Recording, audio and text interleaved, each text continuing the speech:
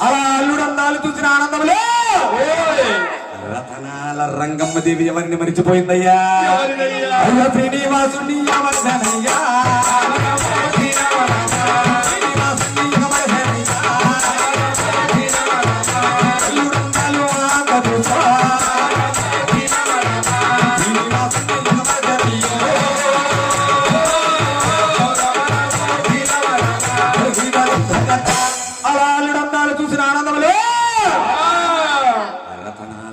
దేవి తనకు సంతాన భాగ్యాన్ని ప్రసాదించినటువంటి శ్రీనివాసుడు కూడా మరిచిపోయి మండపాలు కట్టించు, తోరణాలు కట్టించు, పెళ్లి పీటలు తెప్పించటదట.